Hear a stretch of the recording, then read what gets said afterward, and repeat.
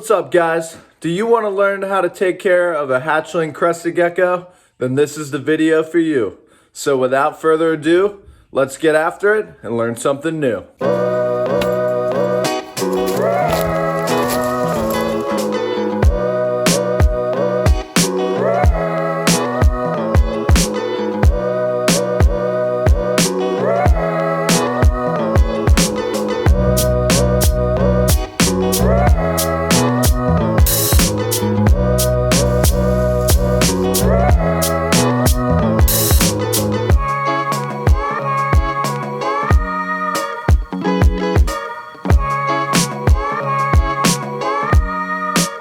Welcome back to the channel, everyone.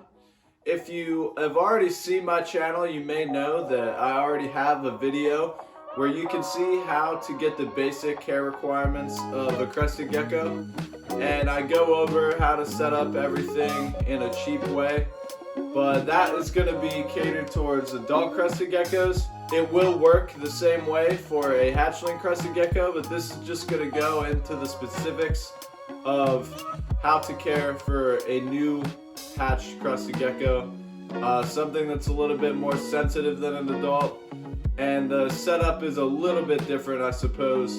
Basically just the size of the container, and the sensitivity of their care is just going to be a little bit different. So in front of me I have a few different materials that we're going to need to set up the enclosure for a hatchling crested gecko.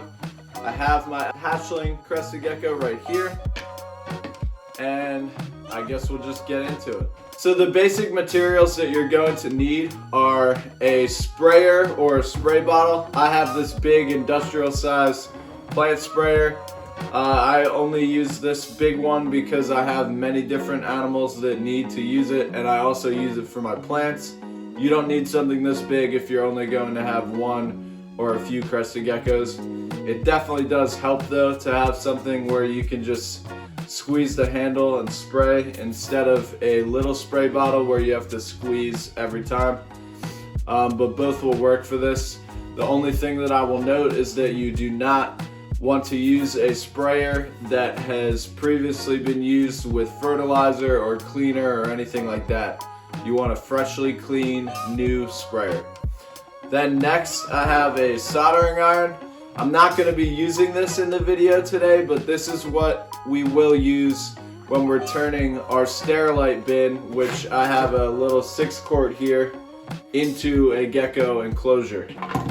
So basically all I've done is taken this soldering iron and poked little holes all the way around the edge of this bin, as you can see, and that gives it just enough ventilation to where the cage can dry out during the day, but also not so much that it's going to hold zero humidity.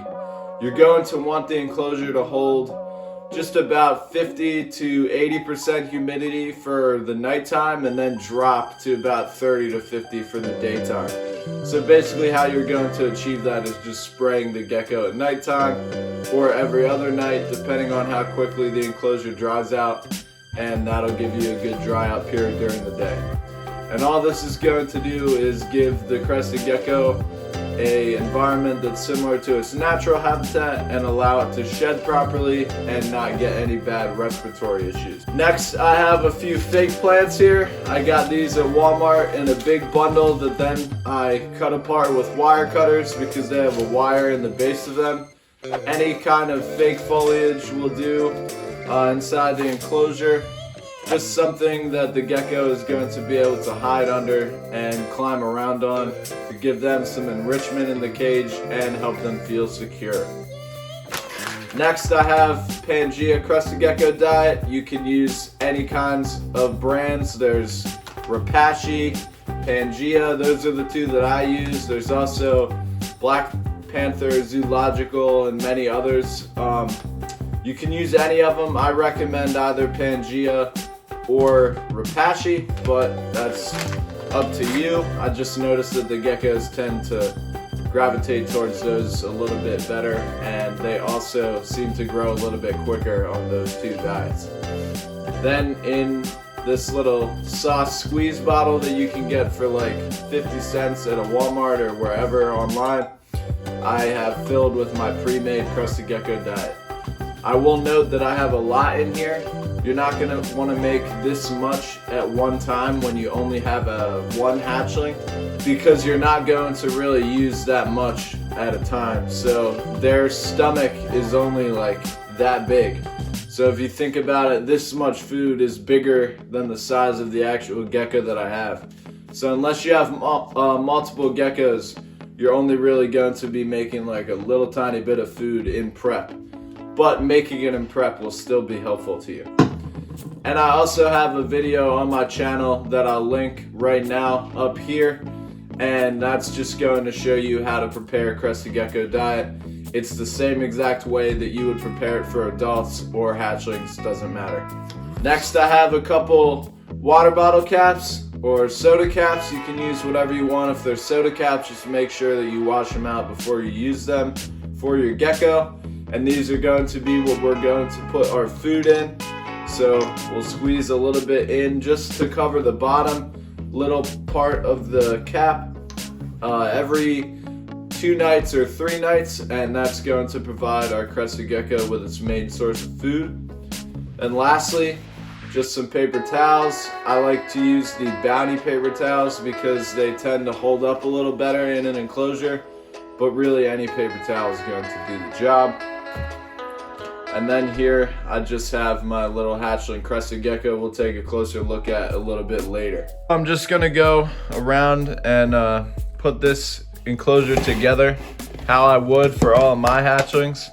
So as you can see, we got the holes lining the sides, and when you go to do that with a soldering iron, just make sure that you do it outside. We don't want to do that inside because it's going to burn plastic and create a lot of fumes that we don't want to get inside the house, and we don't want us to breathe in, we don't want our animals to breathe in.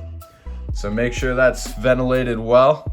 Now I'm just going to place 2 sheets of paper towel in the bottom, and the nice thing about these square 6 quarts is that they fit 2 right in the bottom perfectly, so you don't have to fold them around or do anything.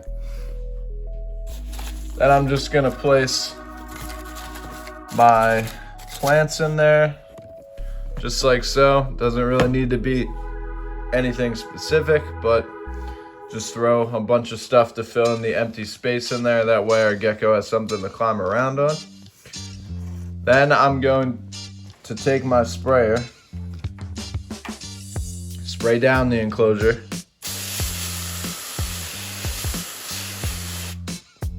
and I'm just gonna make sure that the paper towels are wet but not soaking. And basically that means you want them to be damp, but you don't want any extra water in the bottom of the enclosure pooling or anything like that.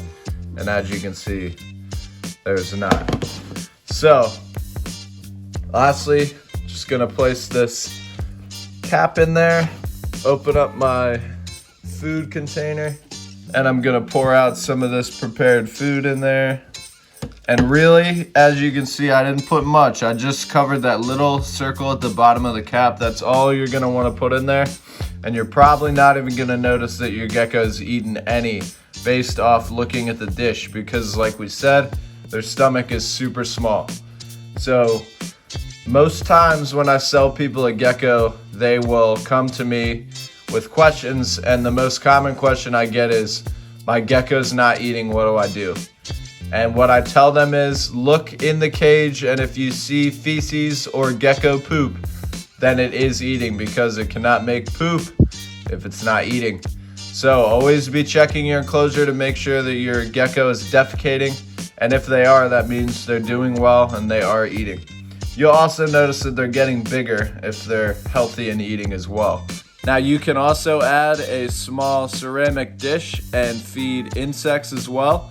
I highly recommend that you feed insects to your crested geckos, even though it is technically not required, because the meal replacement powders that we use have everything that the geckos need, but they will get extra protein and fat from eating insects that will make them grow at literally double the rate that they would without them.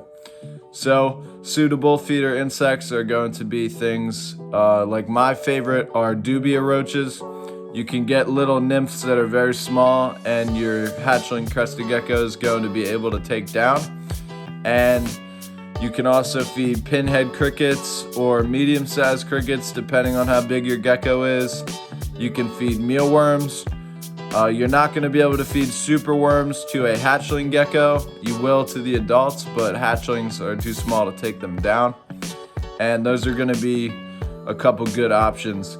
You might be able to get away with feeding hatchlings on bean beetles, they're called, for a little while. I've never tried it, but I'm sure that they would probably accept them because they're a little bit larger of a prey item, and the gecko is just small enough at this stage to where it might eat those. But you're going to notice that after a little while they stop accepting them because they're getting bigger. And when you're feeding feeder insects, I always recommend that you dust with calcium powder and vitamin powder every few feedings. The calcium powder you can do like every other or every time you feed. And basically you'll just take your feeder insects in a plastic bag or the ceramic dish that you feed out of, put some calcium powder in there that's meant for reptiles, which you can get at Petco or online or wherever. And you'll swirl it around with the insects in there until they're coated.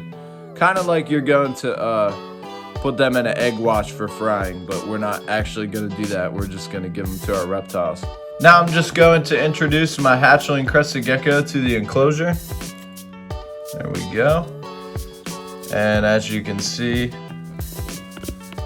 it's just sitting right there. It's probably going to try and get out of the enclosure right now because it's all bright and I just woke it up from sleeping. Basically, the temperatures that you're going to keep these geckos at are going to be the same for the adults. You can see that in my other care video, but I'll reiterate it right here. And those temperatures are going to be 68 to 78 degrees Fahrenheit or 20 to 25 degrees Celsius. And that's going to keep it in the right temperature range. They can dip a little bit below that at nighttime, but not much. I wouldn't go any lower than 65.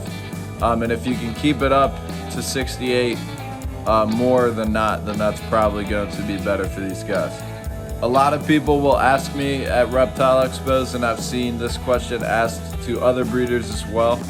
Well, what's different in taking care of a hatchling crested gecko? Should I get a hatchling or should I start with an adult? And here's really what I have to say about that is, if you take care of your gecko properly, then it's gonna do just as good as if you got an adult gecko. But they're more sensitive to dash changes or rapid changes in their enclosure or in their environment. So if you think that you're going to maybe mess up here or there just a little bit, I wouldn't recommend starting with a hatchling. So like what I mean is, if you forget to mist down the cage in an adult's enclosure 1 or 2 nights, they're gonna be okay most likely. But if a hatchling dries out like crazy for a little period of time, then they definitely could die from it. And the reason for that is they're smaller, so they're going to lose moisture easier and they need to stay hydrated more frequently. So just things like that, they're a little more sensitive is basically all I would say.